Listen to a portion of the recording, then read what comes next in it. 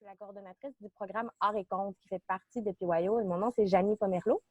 Puis, donc, je suis coordonnatrice du programme art thérapeute et puis j'interviens dans le quartier avec mon équipe par les arts pour travailler à favoriser le vivre ensemble. On travaille surtout avec les enfants, mais on travaille aussi avec les adultes, les résidents. Bientôt, on a un projet pour les aînés aussi qui va commencer. Donc, voilà, on utilise les arts pour favoriser le bien-être et le vivre ensemble. Puis, dans notre programme, depuis plusieurs années, on fait des midi-conférences qui sont principalement pour les enseignants, les enseignantes, l'équipe école de l'école Barthélemy-Vimont et de l'école Barclay du quartier. Puis là, avec le COVID, on a eu l'idée de faire un autre concept de midi-conférence. Nous avons invité les participants à visionner le documentaire Briser le code, nous envoyer des questions. Et là, moi, je vais me baser sur ces questions-là qu'on a reçues des participants pour animer l'entrevue avec nous. Aujourd'hui, on est très chanceux. On a Sonia Jelidi et André Ho, qui sont deux des 4 principaux protagonistes du documentaire. Je vais premièrement présenter brièvement le documentaire de la production Pic-Bois Productions. Il a été réalisé par Nicolas Houde-Sauvé. C'était une idée originale de Nicolas Houde-Sauvé et de Marie-Pierre Corriveau. Et il a été aussi réalisé en collaboration avec Fabrice Ville. Il a été lancé en janvier 2020, donc ça va faire bientôt 1 an. Ça pourrait être intéressant aussi de parler des répercussions 1 an plus tard du documentaire. C'est Briser le code révèle comment les personnes racisées et autochtones en sont venues à adopter des attitudes et des comportements pour se fondre dans la majorité québécoise sans déranger. Pour éviter d'être discriminées, elles adoptent consciemment ou non ce code qui finit par être lourd à porter en suivant Fabrice Ville, Sonia Jelidi, André Ho et Alexandre Volant. On prend conscience du code qui les a empêchés de vivre pleinement leur identité et on cherche à le briser pour parler franchement des enjeux liés au racisme et à ouvrir le dialogue. Alors, voilà, je vais vous laisser vous présenter Sonia, André, nommer un peu qui vous êtes, votre travail, vos origines, votre parcours. Je sais que ça peut être long de parler de notre parcours, mais brièvement, puis on pourra revenir plus en détail à travers l'entrevue. Moi, je m'appelle Sonia Djilidi, je suis d'origine tunisienne. Je suis née à Montréal, dans le quartier Saint-Michel, où j'ai grandi presque toute ma vie. Et je travaille dans le milieu des communications et j'ai travaillé beaucoup dans le milieu communautaire. Je me considère comme une militante sur les enjeux antiracistes et des droits humains. Donc, Saint-Michel, j'ai travaillé à Saint-Michel, j'ai travaillé un peu à Parkex, à Côte-des-Neiges beaucoup. Donc, voilà un peu un bref aperçu. Merci Sonia. Bonjour André. Bonjour, je m'appelle André Ho. Mon Dieu, je ne sais plus par où commencer, je suis désolée, je suis juste arrivé et je ne me suis pas prêt. Je suis intervenant psychosocial. Je travaille dans le milieu LGBTQ+, itinérance, antiraciste. J'ai travaillé sur ces milieux-là sur 17 ans de pratique. J'ai fait mes études en animation et recherche culturelle et en travail social. J'ai fait ma maîtrise en travail social sur la construction identitaire des personnes LGBTQ+, issues de l'immigration. Puis, je fais mention de mes études parce qu'il n'y a pas beaucoup de personnes asiatiques qui étudient dans les milieux de la communication ou des sciences humaines. Donc, c'est pour ça que je le mentionne là, pour encourager un peu la visibilité. Voilà. Oui, et puis ça va être vraiment pertinent parce qu'on a reçu plusieurs questions par rapport à comment intervenir en tant qu'intervenant, vu que l'entrevue, est surtout pour les enseignants, intervenants, équipe école, donc des personnes plus en position d'intervention, ils ont comme besoin d'outils, donc ça va être super pertinent de vous entendre parler à ce niveau-là. Donc, on a reçu des questions des enseignants, d'intervenants, puis aussi beaucoup de questions provenant de jeunes. On parle de 16 ans et plus d'un programme qui s'appelle XR, qui vient de PYO aussi, qui ont fait il y a environ 1 mois un podcast justement pour parler de leur expérience en tant que personnes issues de l'immigration. Il y en a qui sont de première, deuxième, troisième et même quatrième génération. Puis le podcast va être bientôt disponible. Donc, ils sont déjà animés par ces réflexions-là, puis le partage qu'ils ont eu ensemble. Puis là, ils ont vu le documentaire, ils ont lancé aussi plusieurs questions. Les premières questions, peut-être plus techniques par rapport au documentaire, il y en a qui se demandaient si ça avait été long de réaliser le documentaire. Sur combien de temps est-ce que ça a été produit? Est-ce que vous avez une réponse? Ben, moi, mon échelle de mesure, c'est que j'étais pas enceinte quand on m'a approché et mon bébé avait 5 mois quand euh, ça a été diffusé. Un peu plus que 5, 7, 8 mois. Donc, c'est ça mon échelle de mesure parce que, donc, je dirais, je ne sais pas si tu es d'accord avec moi, André, peut-être 1 an et demi, presque 1 an et 2 ans. demi, ouais. 1 an et demi. De la première entrevue à l'audition Oui, jusqu'à la diffusion, oui. en fait, la diffusion a eu lieu au mois de fin janvier. Donc, oui, un an et demi. Donc, ça a été un long processus. Puis, dans le documentaire, on vous entend, André, nommer qu'au début, vous aviez des craintes à participer, qu'il pouvait y avoir des répercussions. Puis d'ailleurs, plusieurs personnes ont demandé, ça a été quoi le après? Quelles sont les répercussions? Est-ce qu'il y a eu des représailles? Est-ce que ça a été bien accueilli? Comment ça s'est passé pour vous, le après la diffusion? Le après, en fait, ça a été une très belle expérience parce que dans le contexte de mon travail, je travaille dans un programme qui s'appelle Jeunesse engagée où j'accompagne des jeunes de 15 à 30 ans à faire du bénévolat pour répondre à un besoin d'une communauté. En fait, qu'est-ce qui s'est passé? C'est que c'est un bon timing. Avec la conjoncture, la situation de la COVID-19, il y avait une grosse vague de racisme envers les communautés asiatiques. Alors, il y avait un groupe d'entraide pour contrer le racisme sur la plateforme Facebook et on m'a invité à joindre à ce groupe.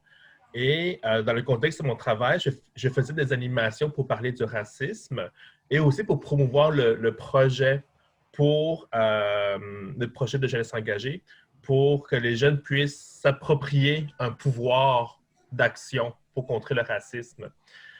Et quand quand j'ai manifesté ma présence dans le groupe, il y avait déjà une certaine communauté qui me connaissait déjà, qui m'ont reconnu. Et donc, briser le code a comme un effet vectoriel à ma popularité. Donc, j'avais beaucoup de crédibilité, de popularité au sein de ce groupe-là.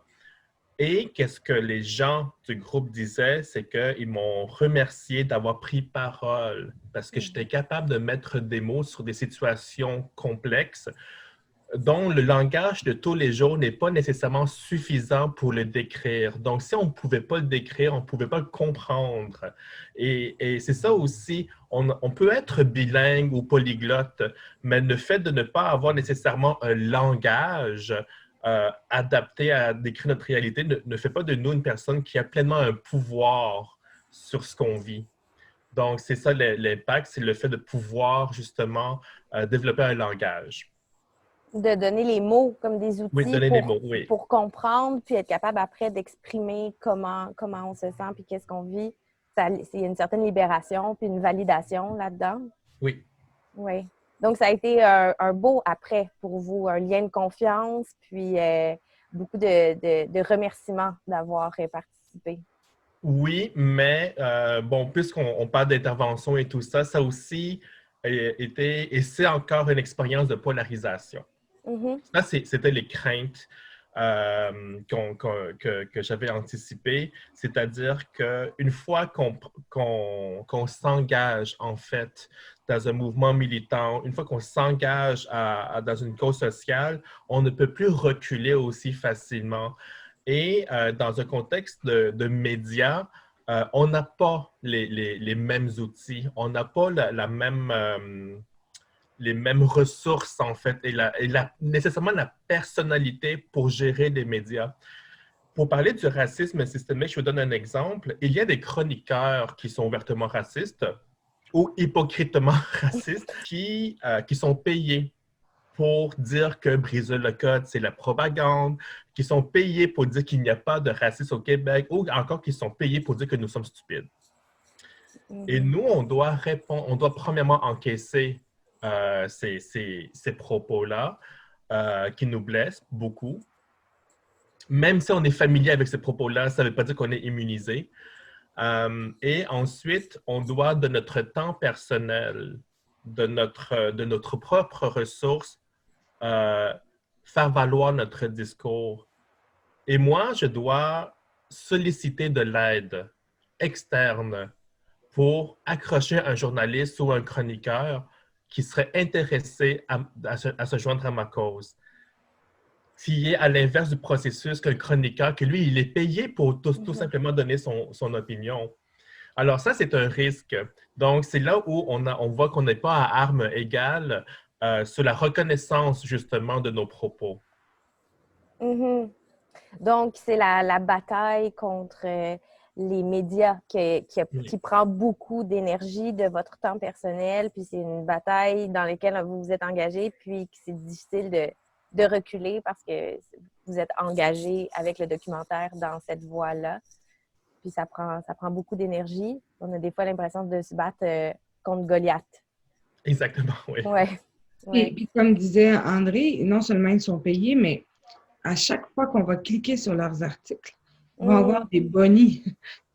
Donc, c'est la course au nombre de clics. Parfois, je pense que c'est presque un jeu pour certains, où est-ce que on allume le feu, on attend de voir ce que ça se passe, tout le monde clique, ça augmente leur taux d'engagement et par la suite, jusqu'à la prochaine, la prochaine, comment on appelle ça? Scandale ou... Controverse, pardon, jusqu'à la prochaine controverse. Donc, l'agenda de ce qui peut être discuté sur des enjeux de racisme est miné par des controverses ici et là, qui parfois sont montées à partir de absolument rien. Pour faire mousser la popularité. Ou des agendas politiques. Donc, Mais d'ailleurs, je vais sauter un peu plus loin parce qu'on est rendu là. Il y a une des capsules qui accompagne le documentaire qui parle de racisme systémique qui a été critiquée, en fait, par le gouvernement. Le gouvernement s'est dissocié de cette capsule-là parce qu'elle s'est retrouvée dans une zone éducative de Télé-Québec. En fait, quelles sont vos réactions par rapport à ça? C'est pas tout à fait comme ça que ça s'est passé. Il y a un chroniqueur, un politicien qui a chroniqué là-dessus. Il y en a un autre qui a fait une autre chronique, qui a interpellé le gouvernement. Un chef de parti de politique a sauté là-dessus, est sauté là-dessus. Maintenant, sur ce qu'on peut ou pas diffuser à Télé-Québec ou sur ce qu'on peut ou pas diffuser dans les écoles, ben ça, c'est un tout autre débat. Je ne comprends pas qu'on ne puisse pas parler d'enjeux comme racisme systémique, mais qu'on ne remet pas en question la façon dont on enseigne l'histoire, particulièrement des personnes autochtones. Ça me dépasse à quel point on peut parler d'éducation alors que moi, j'ai fait toute ma scolarité à Montréal, au Québec, et ce qu'on a appris dans les cours d'histoire est complètement scandaleux. Est-ce qu'on continue d'enseigner dans les cours d'histoire sur l'identité des personnes, sur la façon dont on a construit le Québec est problématique. Donc, maintenant, sur une capsule de 5 minutes à Télé-Québec qui peut être ou pas utilisée dans une classe, je trouve que c'est un jeu politique qui est dangereux. Mm-hmm. Je pose la question, est-ce que c'est le gouvernement qui critique ou c'est un parti politique ou c'est une personne qui fait partie du système politique et qui a un peu grossi sa posture pour faire émettre son opinion. Encore là, on revient justement au même pouvoir des médias et l'ampleur des opinions. Et à partir de là, je pense que l'éducation est une activité sociale. Plus précisément une activité sociétale. Donc, c'est un engagement d'une communauté. On ne devrait pas, justement, responsabiliser l'institution scolaire de tous les enjeux de l'éducation. Sinon, ça crée justement une espèce de... On enlève l'aspect organique de l'apprentissage de la réalité, vous comprenez? Et c'est là que moi, je pense que questionner un contenu qui se veut enseigner le vivre en société et imposer un filtre, c'est justement une volonté de transformer l'éducation, l'institution de l'éducation en un lavage de cerveau. Parce qu'on impose un filtre, on enlève toutes les connexions sociales que l'enfant a avec sa réalité autour. Donc, ça, c'est un danger. Et c'est comme ça qu'on devrait justement questionner quelles sont les intentions de ce politicien. Est-ce qu'il veut justement utiliser, en fait, il veut instrumentaliser le système scolaire pour ses fins politiques? Alors, avec ce postulat, est-ce qu'on est en train de développer l'autonomie des futurs citoyens? Donc, c'est comme ça que j'aborderai la question. L'autonomie de la pensée critique, de la réflexion, puis, ouais. Puis aussi, de venir par le système censurer ou vouloir censurer des propos par rapport au racisme. Ça ne devient pas de valider le racisme systémique, ça devient une action de racisme systémique à force de vouloir l'annuler. Il y a comme un cercle vicieux ou quelque chose de paradoxal un peu là-dedans. Absolument. C'est une démonstration claire que cette capsule de 4-5 minutes dérange à ce point qu'on doit interpeller un ministre puis un gouvernement. C'est complètement ridicule. Oui, donc si je reviens plus par rapport à l'idée de vouloir ouvrir le dialogue, justement, au lieu de vouloir le censurer, le bloquer, vouloir ouvrir le dialogue, c'est vraiment, moi, ce que je reçois le plus du documentaire. Donc, on voit même dans le documentaire, on voit un extrait où est-ce qu'il y a une rencontre entre des personnes blanches, des personnes noires pour pouvoir créer un dialogue. Puis la majorité des intervenants nous ont posé la question, mais qu'est-ce qu'il faut pour créer des espaces sécuritaires, pour que le dialogue se fasse de manière sécuritaire, puis qu'au sein de ces espaces de dialogue-là, il n'y ait pas encore une dynamique de pouvoir qui s'installe. Donc, voilà, je trouvais que c'était une question pertinente. Vas-y, André. OK. Si vous me permettez, avec mon humble expérience, j'ose dire que quand on parle d'espace sécuritaire, on parle nécessairement d'un safe space.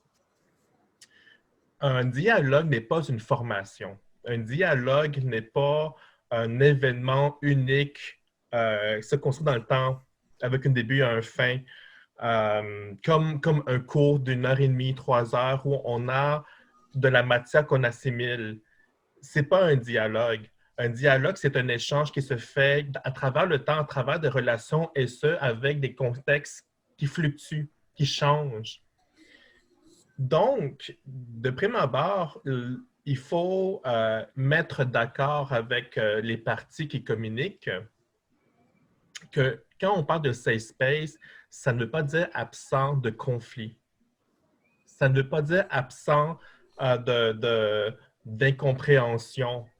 Ce que je vis beaucoup, et ça, c'est un défi pour moi dans le milieu militantiste ou dans le milieu du travail social, communautaire, c'est que quand une personne vit une ignorance ou quand une personne ne sait pas comment aborder, la réplique qu'on donne, la réplique passive-agressive, c'est « va t'éduquer ». C'est difficile. Moi-même, je ne suis pas nécessairement d'accord avec cette approche. Je la trouve limitante. Je la trouve je la trouve agressive, en fait. Et il y a aussi le discours de « c'est pas à nous de t'éduquer comment interagir, mais c'est à qui ». Alors, dans ce safe space-là aussi, avec les personnes engagées, il y a on retrouve avec ces dichotomies de c'est ma cause, donc je me l'approprie, ou encore le discours de c'est pas à moi de, j'en suis victime, en guillemets, je suis concerné. Je suis concerné par la cause, donc ce n'est pas à moi parce qu'on doit prendre en compte le double travail émotif que je dois vivre en faisant de l'éducation.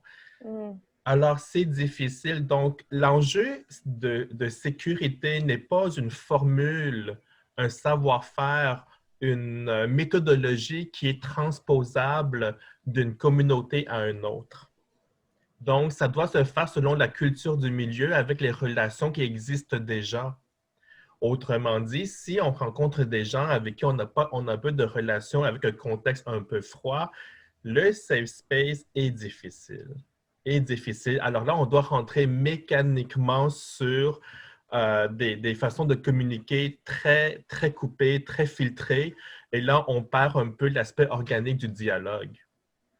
Donc, premièrement, c'est ça, c'est arriver avec un dialogue et dire, voici un safe space dans un format d'échange 1h30, ça ne se fait pas. Et il faut enlever ça, c'est comme...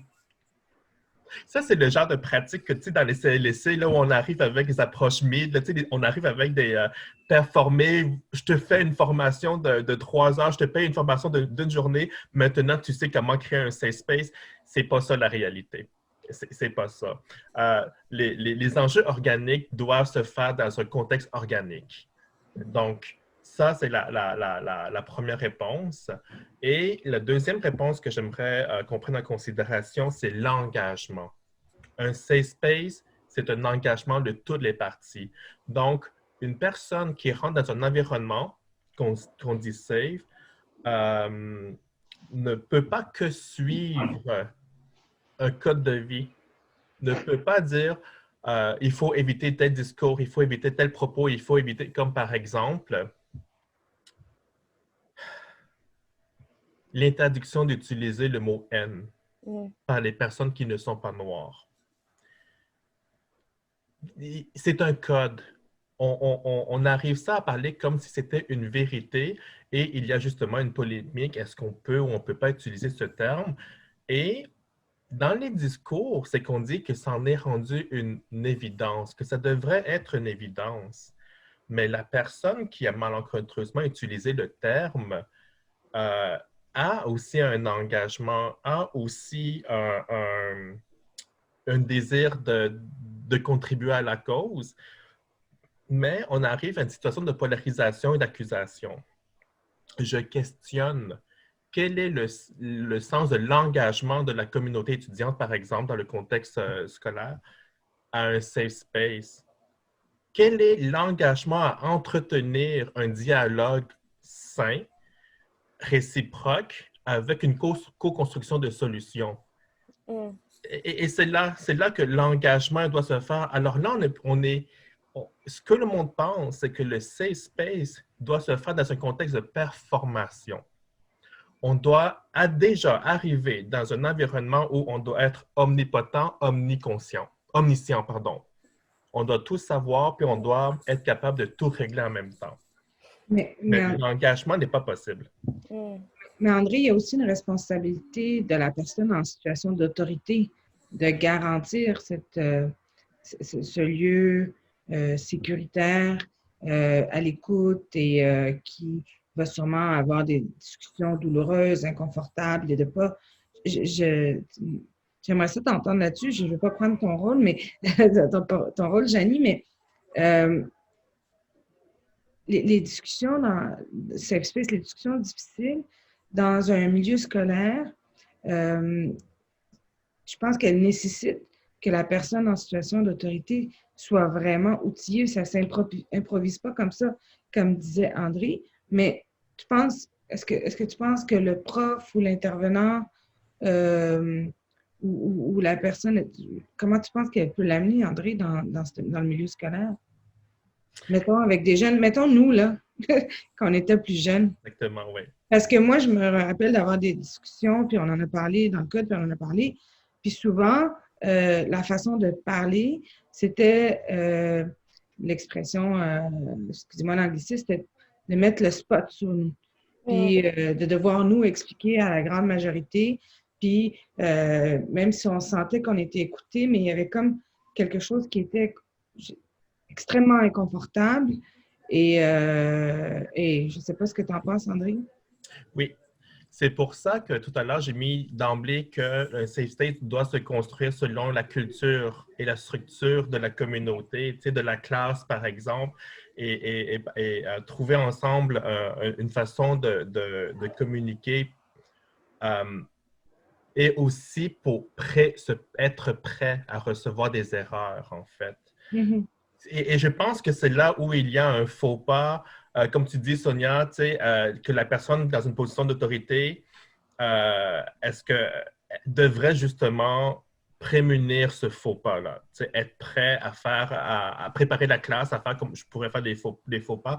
Et c'est vrai, je suis d'accord que les étudiants n'ont pas à eux faire le travail de, ça se peut que la personne en face de moi, la personne qui représente l'autorité, puisse faire des erreurs et je dois prendre sur moi. Ça, je suis d'accord. Mais ça nous met aussi dans une position de dilemme aussi. Et c'est ça le dilemme, c'est comment peut-on collectivement assumer une voie, un chemin pour trouver une solution. Parce que le dilemme, là, la définition de dilemme, c'est, excusez-moi, je parlais en anglais, c'est damn if you do, damn if you don't. Yeah. Peu importe le chemin qu'on va prendre, il va avoir une conséquence C'est comme si indésirable. on veut créer des espaces de dialogue qui ne soient pas aseptisés, dans lesquels on peut vraiment nommer les conflits, les polarisations, mais sans devenir polarisé, sans devenir en confrontation, puis créer un espace dans lequel la personne qui est en autorité soit à l'écoute des besoins de tout le monde et de ses besoins à lui aussi en tant que personne d'autorité ou Oui. de permettre les glissements, mais tout en cadrant les glissements. Mais C'est quand même compliqué, c'est quand même complexe. C'est compliqué. Et je ne pense pas que c'est aujourd'hui qu'on va pouvoir justement soulever cette question-là, mais tu sais, il faut comprendre que dans un safe space, il n'y a pas de formule magique. Déjà, il y a des limites énormes. Et il y a aussi l'enjeu le plus, pas chaotique, mais c'est un mot que j'utiliserais entre collègues puis avec mes amis chaotique, mais bon, je vais l'utiliser ici. Les émotions, c'est quelque chose de vif. C'est important, c'est une blessure et tout ça. Et un safe space, en général, ce qu'on veut, c'est que les gens soient capables de vivre leurs émotions et dire, voici mon état d'être, voici mon enjeu, prenez ça en considération, négocier avec cet enjeu-là et prendre en compte cet enjeu-là. Mais il y a aussi d'autres discours qui disent que un safe space, c'est que chacun doit apprendre à gérer ses émotions pour arriver à une communication fluide, pour arriver à quelque chose. Alors, ça dépend dans quel contexte doit-on adapter le safe space? Est-ce que c'est possible, et c'est ça aussi l'enjeu, est-ce que c'est possible de demander à des participants et participantes de gérer leurs émotions? C'est pas possible. Mais c'est aussi injuste excusez-moi, c'est injuste aussi d'imposer cela, mais c'est aussi très, très, très difficile d'instaurer un enjeu de safe space quand chacun et chacune a leur propre sensibilité. Et je valide les sensibilités. Alors, c'est ça un peu le défi. Comment jauger ces deux pôles-là? Et c'est là que malheureusement, on se retrouve limité, en fait, dans nos façons de négocier l'espace. Si je peux ajouter dans le film, la scène à laquelle vous faites référence, c'est une scène où il y a déjà un rapport de confiance d'installer et il n'y a pas une dynamique de pouvoir, si ce n'est que par la personne noire qui est dans une situation de pouvoir, Fabrice avec ses collègues employés. Et je pense que ça, la dynamique de pouvoir est très importante dans un lieu de cette espèce, que ce soit pour moi, avec mes collègues, mon patron, que ce soit pour des enseignants dans un milieu scolaire ou des intervenants dans un milieu X, ou même dans une classe. Donc, je pense que s'il y a une dynamique de pouvoir qui permet qu'est-ce que je dirais qui permettrait une punition, disons, d'avoir pris la parole, c'est très, très difficile d'instaurer ce safe space-là. Puis je pense pas que s'improvise animateur de safe space n'importe qui. Donc, je pense qu'il faut avoir l'humilité aussi de dire, ah, peut-être que moi, je suis pas capable, peut-être que j'ai besoin d'aide pour qu'on puisse mener cette discussion-là. Je pense pas que n'importe qui peut s'improviser. Par ricochet, je pense que les compétences de Safe Space doivent s'exprimer déjà par l'écoute. Avoir une certaine vigilance à l'ambiance de la salle, par exemple. Avoir des compétences de diplomatie. Et aussi être capable de modérer et aussi être capable de gérer les crises. Je pense que c'est surtout des compétences de Safe Space qu'on devrait plutôt chercher que trouver une méthodologie, comment instaurer un Safe Space en groupe à travers un code. Donc, les compétences de la personne qui va essayer de tenir ce safe space, beaucoup d'écoute, une capacité de médiation, de désamorcer, Et d'appeler à l'engagement. D'appeler à l'engagement, de répéter peut-être aussi l'objectif. Pourquoi est-ce qu'on est ici ensemble puis on veut dialoguer de tous les côtés? Quelle est votre profonde volonté à être ici?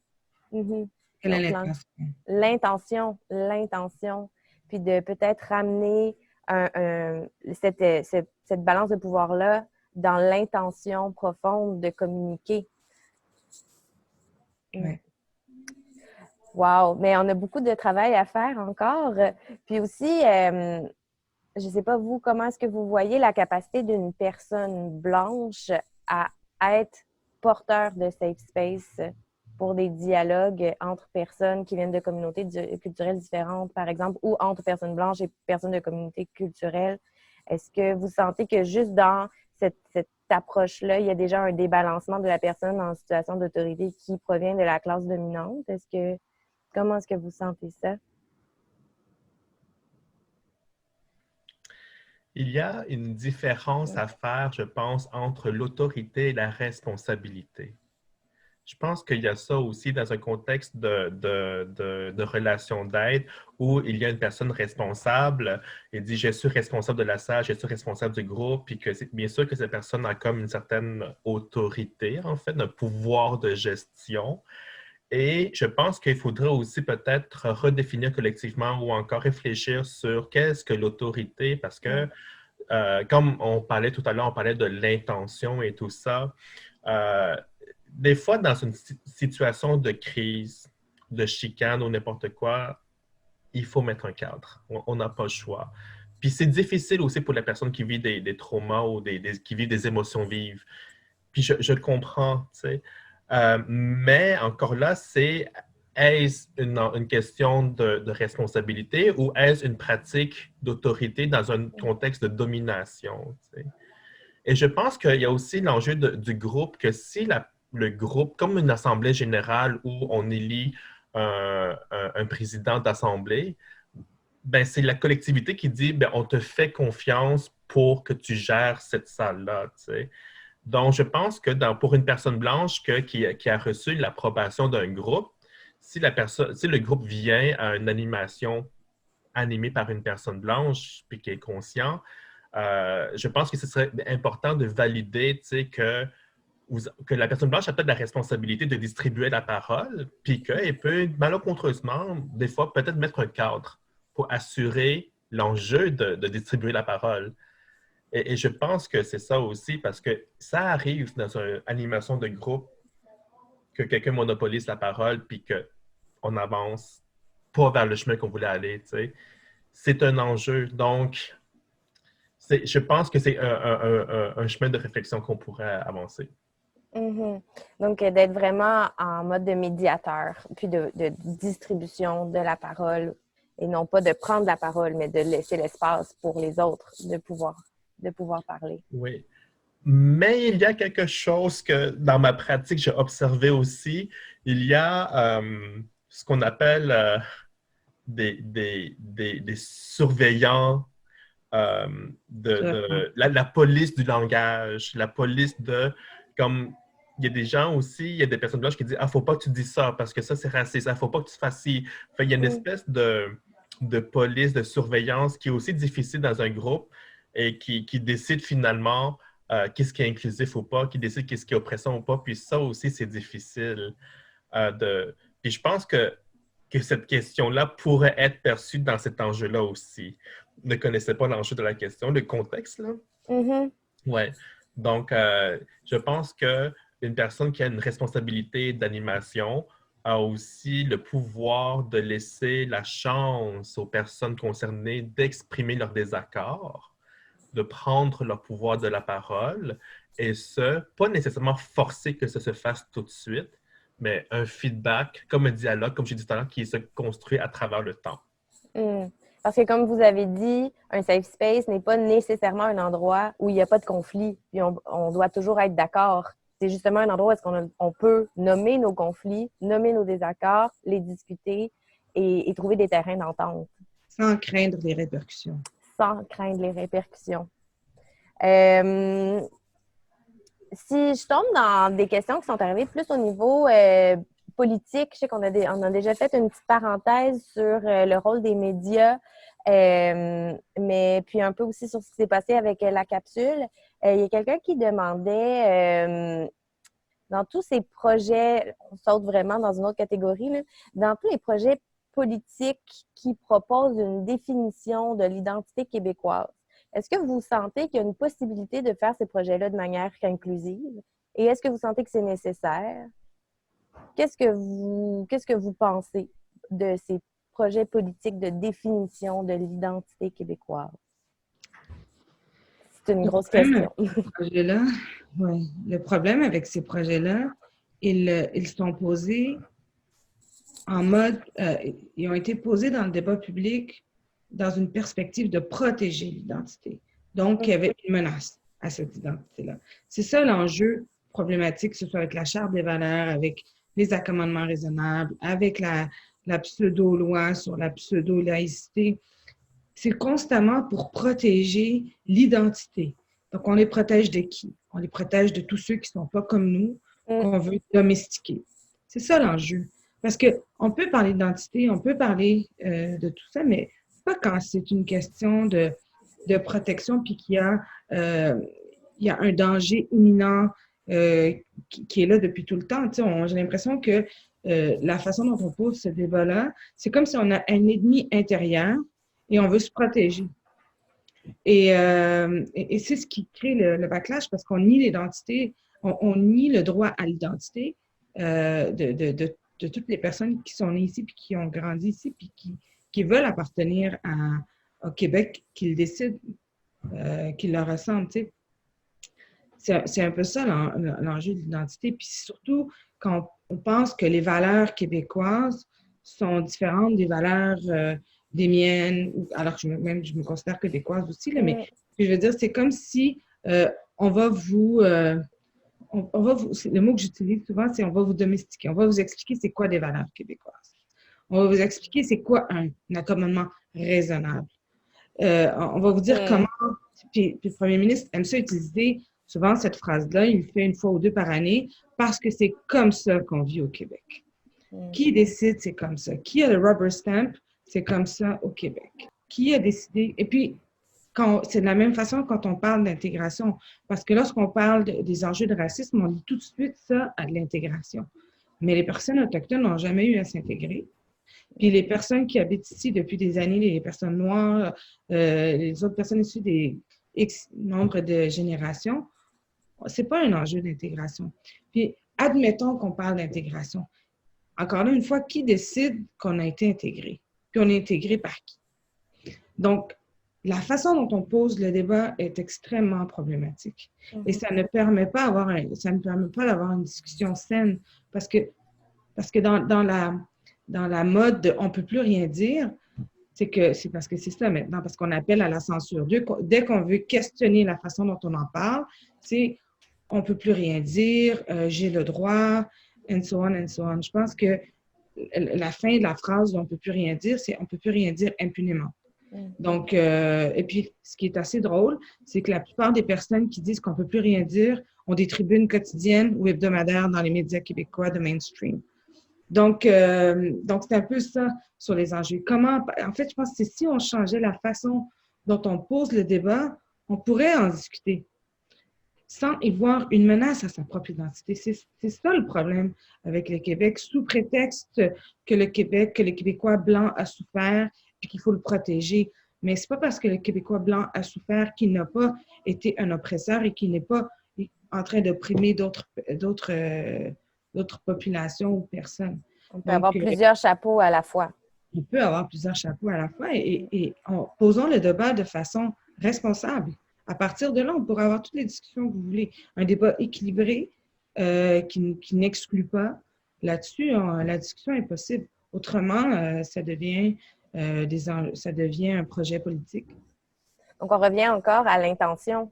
Le dialogue est là quand l'intention est de vraiment dialoguer. Puis les médias ont une responsabilité importante à ce niveau-là, de comment on rapporte, de comment on donne une vue 360 d'un enjeu, à qui on donne la parole, comment on la donne la parole, comment on gère la course au code d'écoute, à la responsabilité d'un reportage équilibré.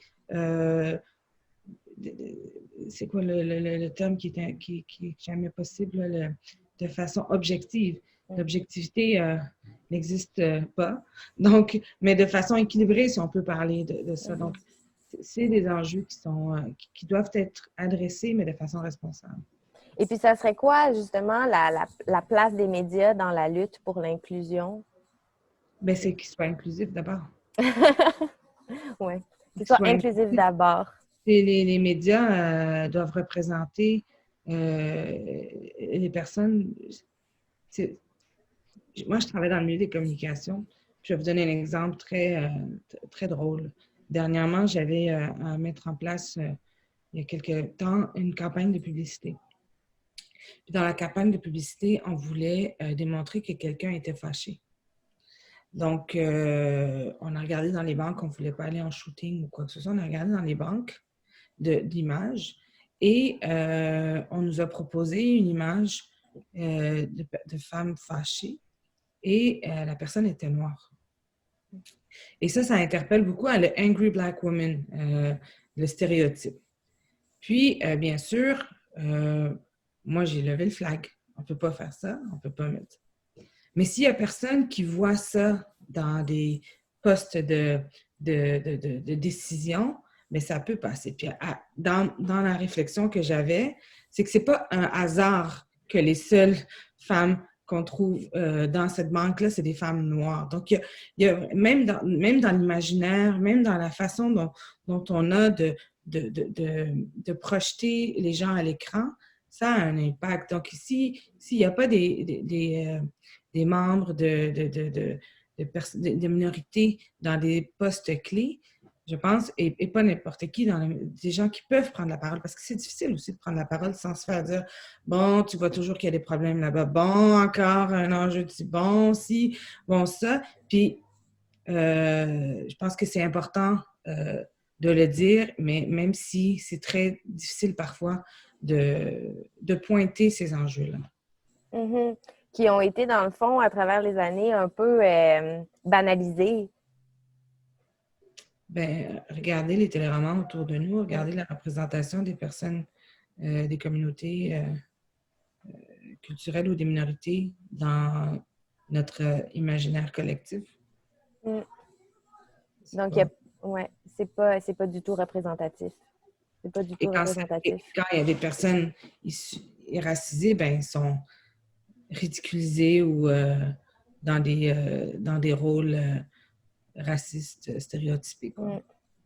Donc, c'est les mettre dans les écrans de manière non caricaturale, non stéréotypée, puis aussi les mettre derrière l'écran, en production, en conceptualisation, pour qu'il y ait vraiment une représentation équitable dans les médias.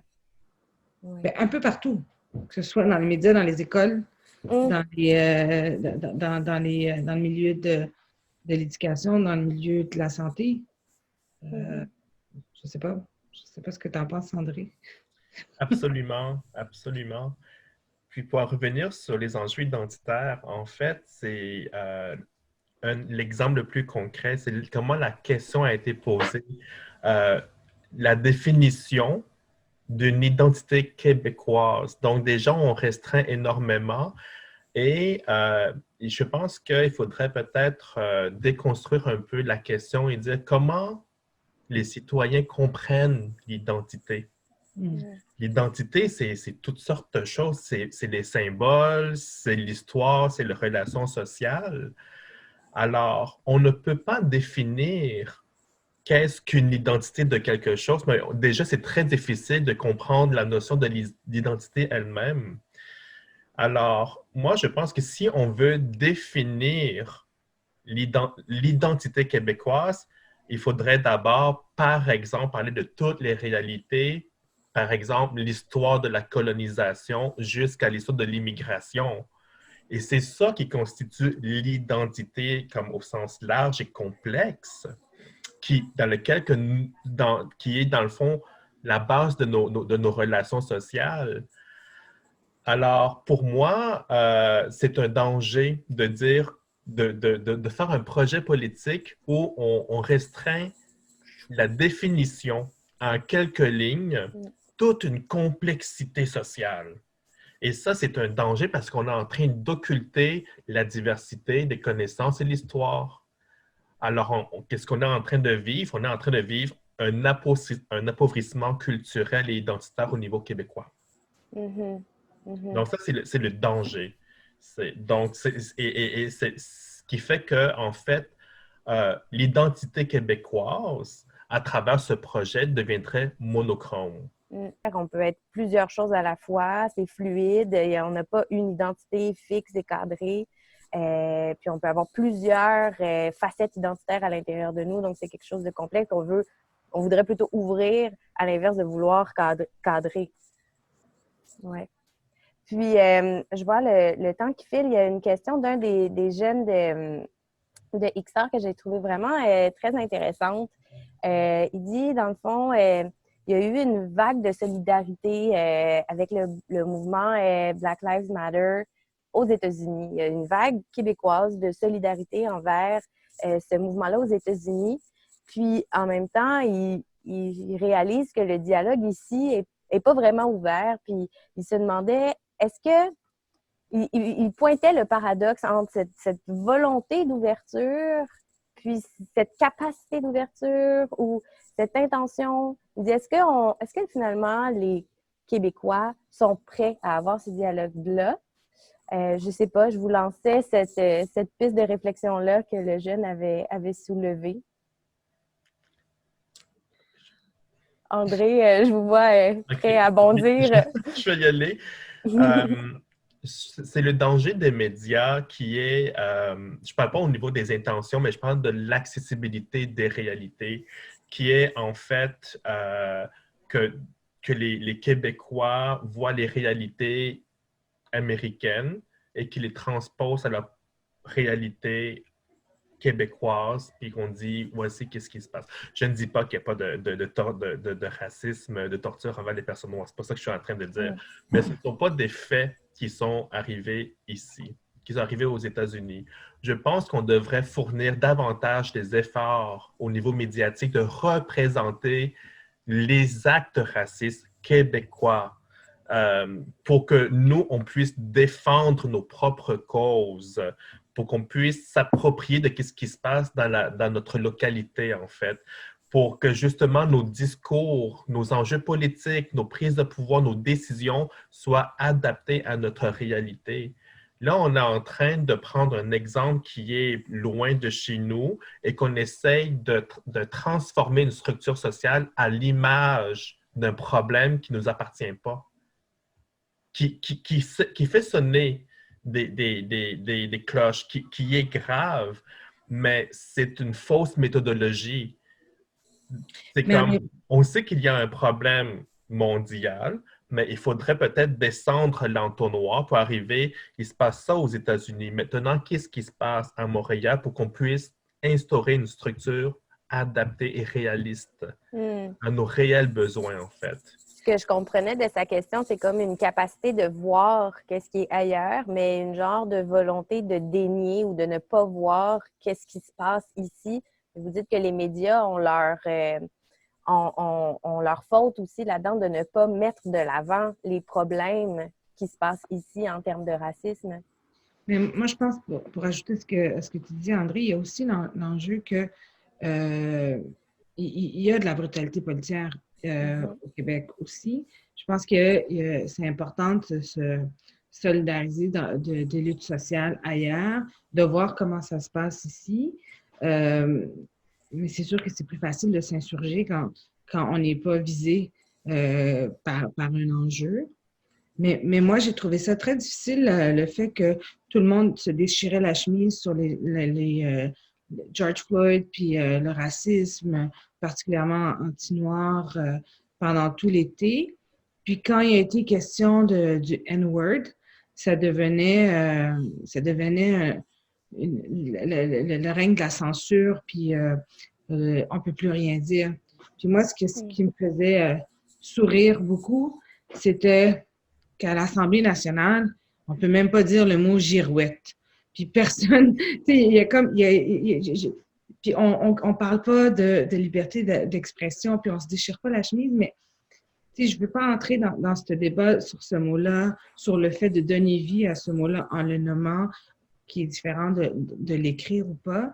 Et c'est pas à moi de me prononcer là-dessus, mais je pense que le danger, c'est que lorsqu'on parle de l'enjeu de racisme, la réaction était beaucoup on ne va pas importer un problème des États-Unis. Alors que ce n'est pas tant d'importer cet enjeu-là, mais de se dire qu'est-ce qui se passe à ce niveau-là ici? Est-ce que cet enjeu-là est bien présent? Si oui, comment le combattre? C'est un peu ça, quoi. En fait, moi, en tant que personne minoritaire, et double minorité, en fait, je suis gay. Tu sais, comme par exemple, l'homophobie qu'on vit à Montréal n'est pas la même qu'aux États-Unis. Tu sais. Puis moi, ça m'enrage qu'on parle d'homophobie basée sur les situations vécues aux États-Unis. Les discours états-uniens, tu sais, alors que moi, ici, on a une autre forme d'homophobie que comme Sonia parlait, tu sais, c'est important d'être solidaire. Ça, c'est important, tu sais, parce que c'est ça qui nous permet d'avoir un comparatif puis de savoir où est-ce que nous sommes un peu dans notre réalité. Mais on ne devrait pas, justement, je pense que c'est difficile de s'approprier notre pouvoir quand on compare il y a un biais, en fait. Quand moi, je parle d'homophobie, le biais est toujours, ah ouais, un peu comme les États-Unis. Non, j'ai dit, c'est pas vraiment la même chose. Et il y a aussi un phénomène, et ça crée une comparaison. Voilà. Alors que quand on parle des enjeux sociaux, on ne devrait pas avoir de comparaison. Parce que, par exemple, quand on parle d'homophobie, moi, en tant que Chinois, on n'arrête pas de me dire « Ah, je sais, pour vous, votre culture est un peu arriérée et pas aussi moderne que la nôtre. Vous êtes moins ouvert. » Il y a déjà ce biais-là, tu sais, alors qu'on ne devrait pas justement comparer parce que les enjeux ne sont pas pareils. Je ne vais pas élaborer là-dessus, mais voilà, et c'est pour ça que c'est important de s'approprier notre discours. Donc, partir du plus large, aller au plus spécifique dans la localité. Puis peut-être aussi que de se comparer, ça peut amener à des propos du genre « mais c'est vraiment moins pire ici, on peut pas chialer ». Donc, c'est super invalidant parce que, premièrement, on compare à quelque chose qui n'est même pas mon expérience vécue. Puis après ça, on l'invalide en disant que, ben moi, ici, c'est moins pire, donc j'ai pas de place pour... Quel est le code doit-on briser au Québec avant de parler qu'on doit briser un code aux États-Unis? Quel est le code doit-on briser au Québec? Ici. Puis justement, pour le mot de la fin, je voulais savoir qu'est-ce que vous voudriez qu'on retienne le plus du documentaire, puis une fois qu'on a visionné le documentaire, qu'est-ce que vous voulez qu'il reste? Moi, je pense que c'est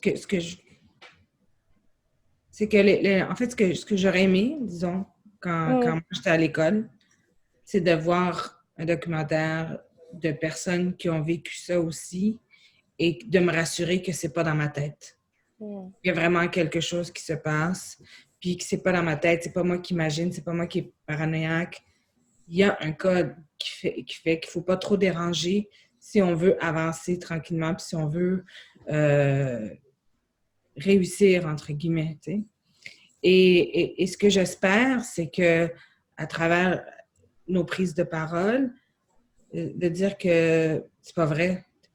C'est vrai qu'il y en a un, mais c'est vrai qu'il y en a un code, puis on le vit, on l'a vécu, on le vit encore parfois à différents milieux, mais ça doit pas te définir si t'es en train d'essayer de trouver ta place. C'est un peu ça que j'ai envie de dire. Tu sais, on te croit que c'est pas du racisme-là. C'est pas dans ta tête. Puis même si personne ne le comprend, mais il est là. Puis on n'a pas à modifier qui on est, puis à se brimer dans ce qu'on est pour plaire, pour pas déranger. Puis je pense que c'est bien de déranger des fois. Mm. Et ce que je souhaite beaucoup, c'est qu'il y a des intervenants, il y a des professeurs qui fassent preuve d'humilité là-dedans, puis qui surveillent leur langage. Tu sais, des fois, c'est des niaiseries, là, tu sais. Ah, ils voient quelqu'un habillé en boubou. Ah, il y a un habit traditionnel. Qui a dit que c'était un habit traditionnel? C'est un habit moderne aussi. Tu sais, des trucs un peu niaiseuses comme ça. Et dans un milieu multiculturel aussi, de remettre en question sa posture de privilégié, là, puis de voir comment ça se fait, d'avoir de plus en plus de profs qui ressemblent aux élèves à qui ils enseignent, que les gens puissent s'identifier. Donc, ce que je souhaite, pour ma part, c'est que ça ouvre la parole à des discussions. Puis, ce que je souhaite, c'est que les gens sentent qu'ils ne sont pas toutes seuls, qu'il y a d'autres personnes avant eux qui ont eu les mêmes difficultés, puis on espère pouvoir être une porte je sais pas, une voix qui leur permet de dire ça résonne, puis on les croit. C'est pas dans leur tête. Fait que c'est un peu ça que moi j'avais envie de dire. Beaucoup de validation pour les personnes autochtones et racisées. Mais moi, c'est ce qui m'a fait le plus, c'est ce qui m'a le plus touchée après le visionnement, c'est que les gens ont dit qui se sont reconnus dans ce qu'on disait, des gens qui ont mon âge, des gens qui sont plus jeunes. Puis ça, c'est important de ne pas se sentir tout seul, puis c'est important. Puis dernièrement, la semaine passée, quelqu'un a vu le documentaire avec qui j'étais au cégep. Elle a vu la photo dans le documentaire. À un moment donné, je suis avec mes amies blanches qui sont toutes en djellaba. Puis une de ses copines-là a dit, je me suis vue dans la photo, puis elle s'excusait de certains comportements qu'elle avait eu, puis j'ai pas parlé depuis 20 ans. Puis elle a dit, je me rappelle tel et tel épisode. Ça m'avait particulièrement touchée. Donc, j'espère que ça puisse amener l'identification de ces enjeux-là. Puis après, ben, on verra le bout de chemin que ça va prendre. Puis beaucoup d'humilité pour permettre de dire, je suis désolée, je reconnais que j'ai pu faire des faux pas. Donc... Puis moi, j'aurais aimé ça être un autre exemple. J'aurais aimé ça ne pas avoir à le vivre, puis ne pas avoir peur de dire non, c'est pas comme ça. Puis quand tout à l'heure, je parlais du coup de prendre la parole ou de pouvoir nommer des enjeux de racisme sans avoir à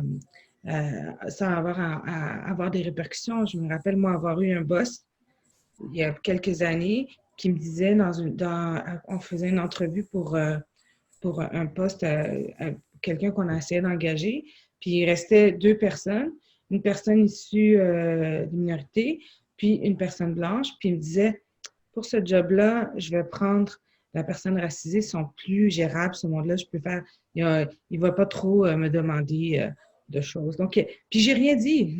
C'était une organisation dite progressiste de gauche, donc j'aurais aimé pouvoir parler, puis je pense que ce que j'invite aux gens, c'est de trouver le moyen d'en discuter ou juste... C'est correct si tu n'es pas capable. C'est aussi correct. Il n'y a pas une injonction de devoir nommer les choses à ce moment-là puis d'être le super-héros. Mais je pense qu'au final, là, tout ce blabla-là pour dire que mon souhait, c'est que les gens sachent que c'est pas dans leur tête, que ça existe, puis qu'ils sont entendus. Merci. Je laisse conclure, André. Oui. André, vous, de votre côté? Je vais essayer d'être un peu succinct parce que j'en ai tellement à dire, puis je suis un peu passionné quand on rentre Ouais. dans les conversations comme ça. Je voudrais juste souligner dans notre contexte où justement on a des politiciens, moi je ne suis pas gouvernement, on a des politiciens qui questionnent la place de briser le code dans les milieux scolaires. On a des chroniqueurs et des partisans qui disent que c'est la propagande. Je veux souligner que Briser le code est une production québécoise parlant d'une réalité québécoise. Alors, c'est pour ça qu'en lien avec tout à l'heure, j'ai dit que c'est important d'encourager les médias à parler de nos réalités pour qu'on puisse approprier des réels pouvoirs là, adaptés à ce qu'on vit pour contrer le racisme.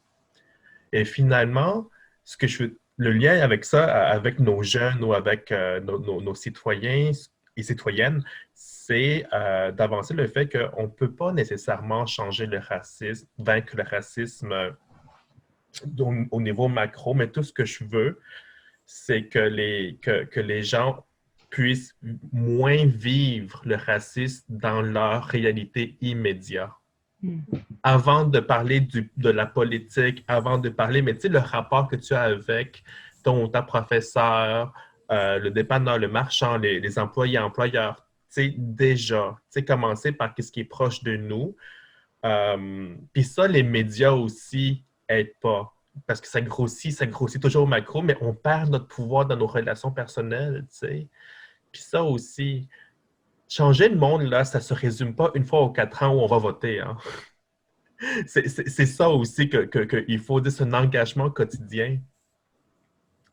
Et finalement, mon dernier point, c'est lorsqu'on veut parler de notre identité ou quand on veut chercher justice, on ne dérange pas. C'est les autres qui se sentent dérangés.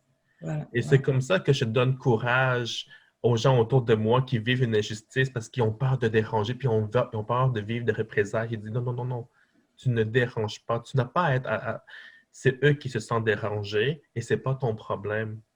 Donc, le problème est à l'extérieur de la personne. Et que, tu sais, c'est comme ça qu'elle va apprendre à chercher des alliés parce qu'elle va comprendre qui est prêt à m'écouter et construire des relations sociales. Parce que tant autant que la personne a toujours peur de déranger, elle va s'isoler et le problème ne changera pas. Et c'est Parce que ça le sens de l'engagement.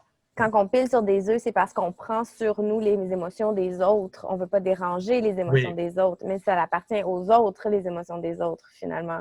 Mais si je peux ajouter, Jenny, puis, tu sais, un jour, les gens vont retourner à l'école physiquement, puis il va y avoir des gens qui vont pouvoir avoir accès aux jeunes, puis les jeunes vont pouvoir avoir accès à d'inviter des personnes qui leur ressemblent particulièrement dans ces quartiers-là, parce que moi j'ai grandi à Saint-Michel, donc c'est à peu près la même réalité, là, mais particulièrement dans ces enjeux-là, puis pas juste des personnes racisées pour parler des enjeux de racisme. On a besoin de personnes qui nous ressemblent dans des postes pour parler de choses différentes, pas juste parler de racisme. Puis moi, je suis une des grandes admiratrices du travail d'André. Puis des personnes comme André, dans ce milieu-là, sont des personnes indispensables. Tu sais, puis se questionner aussi autour, dans ce quartier-là, fortement multiethnique, combien de personnes racisées sont profs, sont intervenantes,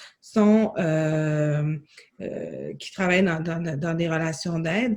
C'est très aussi parlant. Donc, il va falloir qu'on puisse voir, nous, personnes racisées, des personnes qui nous ressemblent, qui nous aident. C'est pas juste des personnes blanches qui vont nous aider puis qui vont nous faire des thérapies ou quoi que ce soit, ou nous donc, appelez André. Puis plein d'autres personnes, mais voilà. Donc, je te remercie beaucoup, beaucoup. Merci, merci. Donc, on va s'inspirer d'écoute, de dialogue, de bonnes intentions, de questionnement, de prise de parole, d'ouverture. Puis, on va essayer de cheminer tout le monde ensemble pour un Québec meilleur pour tout le monde. Alors, je vous dis un énorme merci d'avoir participé. Et puis, je vais vous envoyer le lien de la vidéo enregistrée. Puis, on va la diffuser à travers les écoles et les organismes du quartier. Puis j'espère que ça va en inspirer beaucoup.